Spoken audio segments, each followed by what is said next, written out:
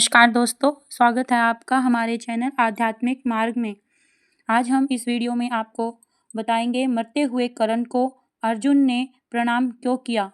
यह महाभारत का सच 99% लोग नहीं जानते। महाभारत युद्ध का 17वां दिन समाप्त हो गया। अर्जुन के हाथों कर्ण वीरगति को प्राप्त हो गए थे।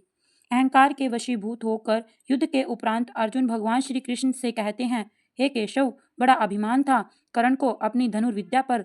वो हमेशा मुझसे बराबरी करने का दुस्साहस करता था, परंतु वह मेरे बराबर तो क्या, मेरे चरणों की धूल के बराबर भी नहीं था। कर्ण जिसका सिर हमेशा अहंकार से उठा रहता था, आज उसी कर्ण का सिर मैंने उसके धड़ से अलग कर दिया है। माधव, आज मैंने कुरुक्षेत्र की उस पावन भूमि पर कर्ण का सारा गर्व, सारा अभिमान, सारा घमंड चूर चूर कर दिया है। केशव, मैंने उस अभिमानी कर्ण को बार बार पराजित किया है, बार बार, हर बार।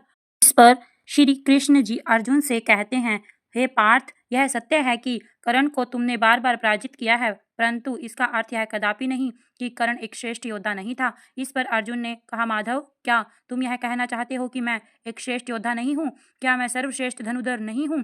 कृष्ण ने कहा, पार्थ, पितामह भीष्म तुम्हारे बाणों के कारण ही निष्क्रिय हुए थे, ना तो क्या पितामह भीष्म से तुम श्रेष्ठ धनुर्धर हो गए? अर्जुन ने कहा, नहीं माधव, पितामह भीष्म से मैं एक श्रेष्ठ कभी नहीं हो सकता, परंतु कर्ण से मैं अवश्य श्रेष्ठ हूँ। युद्ध भूमि में तुम भी थे ना माधव? क्या तुमने नहीं देखा कि मैं जब भी कर्ण के रथ पर बाण चलाता था तो मेरे बाणों के प्रहार से कर्ण का रथ 10 कदम पीछे हट जाता था। वहीं जब कर्ण मेरे रथ पर बाण चलाता था तो उसके बाणों के प्रहार से मेरा रथ केवल 2 कदम पीछे हटता था। हे माधव, बाणों के प्रहारों की शक्ति में इतना अंतर क्या यह सिद्ध नहीं करता कि मैं ही सर्वश्रेष्ठ धनुर्धर हूँ?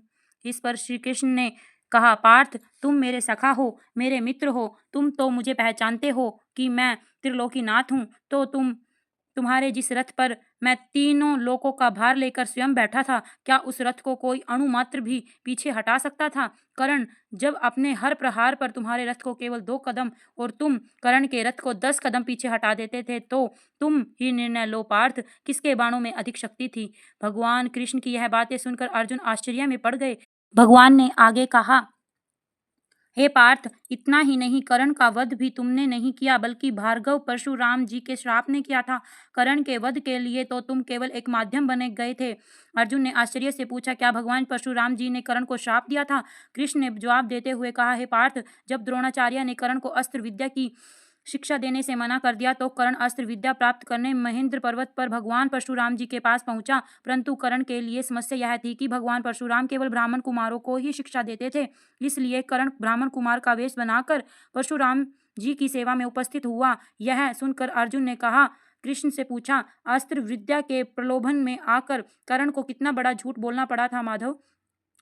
इस पर कृष्ण ने कहा, नहीं पार्थ, अस्त्र विद्या के प्रलोभन में आकर नहीं, बल्कि तुम्हारी दुश्मनी में उसने इस झूठ का सहारा लिया था। वह हमेशा तुम्हें अपना प्रतिद्वंद्वी समझता था, इसलिए द्रोणाचार्य से शिक्षा लेकर जब तुम अस्त्र शस्त्र में संपन्न हुए तो तुम्हारा सामना करने की क्षमता प्राप्त करने के लिए कर्ण ने भगवान परशुराम जी से विद्या प्राप्त की। हे पार्थ, कर्ण ने गुरु की इतनी सेवा की कि परशुराम जी ने एक एक करके कर्ण को समस्त दिव्यास्त्रों की विद्या प्रदान की।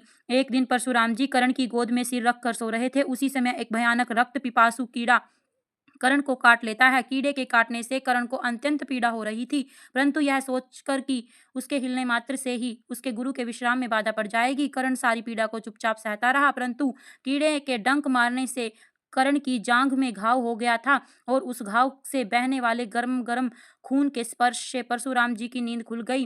परशुराम जी की नींद खुलते ही कर्ण ने उस रक्त पिपासु कीड़े को मार दिया। यह देख परशुराम जी क्रोधित हो उठे और कर्ण से बोले, कर्ण, तुमने मुझे धोखा दिया है, तुम ब्राह्मण नहीं हो।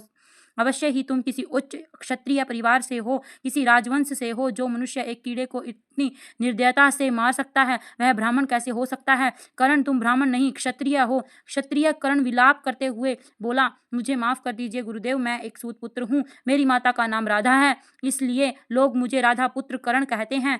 हे गुरु श्रेष्ठ, आपसे अस्त्र विद्या की शिक्षा ग्रहण करने के लोभन में मैंने झूठ का सहारा लिया था, क्योंकि आप ब्राह्मण कुमारों के अतिरिक्त किसी को अस्त्र विद्या की शिक्षा नहीं देते। मैं क्या करता गुरु श्रेष्ठ, मैं विवश था।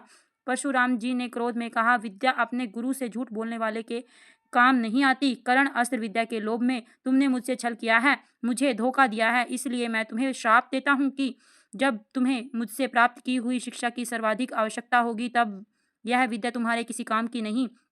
तुम अस्त्रों को प्रकट करने के मंत्र भी भूल जाओगे। तुम जिस रथ के ऊपर खड़े होकर युद्ध करोगे, वह रथ भी तुम्हारा त्याग कर देगा और तुम्हारे रथ के पहियों को भूमि निगल जाएगी। भगवान कृष्ण ने आगे कहा, हे मित्र, इसलिए मैं कहता हूँ कि कर्ण को तुमने नहीं बल्कि उसके गुरु के श्राप ने मारा है। और इससे भी बड़ा सत्य यह है कि यह युद्ध जो कर्ण के जीवन का सबसे महत्वपूर्ण युद्ध था, उसने यह युद्ध भी जानबूझकर हारा है। इस पर अर्जुन ने आश्चर्यचकित होकर कृष्ण से पूछा, यह युद्ध जानबूझकर हारा है? यह क्या कह रहे हो माधव? कृष्ण ने कहा, हाँ पार्थ, तुम नहीं जानते। जब कर्ण कौरवों के सेनापति बने तो मैं उससे मिलने उसके शिविर में गया था। मैंने उसे अधर्म का साथ छोड़कर पांडवों की ओर से लड़ने के लिए कहा था, परंतु कर्ण ने कहा था कि भले ही दुर्योधन अधर्मी हो, फिर भी वह मेरा मित्र है और दुर्योधन से मित्रता निभाना उसका प्रथम धर्म है। इसलिए वह प्राण त्याग देगा, परंतु अपने मित्र दुर्योधन को धोखा नहीं देगा। और वही कर्ण ने किया भी। अधर्मी दुर्योधन से मित्रता भी निभाई और महाभारत के युद्ध में अपने प्राण त्याग कर धर्म की विजय का मार्ग भी प्रशस्त किया। हे मित्र, तुमने कभी कर्ण को समझा ही नहीं। तुमने कर्ण के अंतर में कभी झांक कर देखा ही नहीं।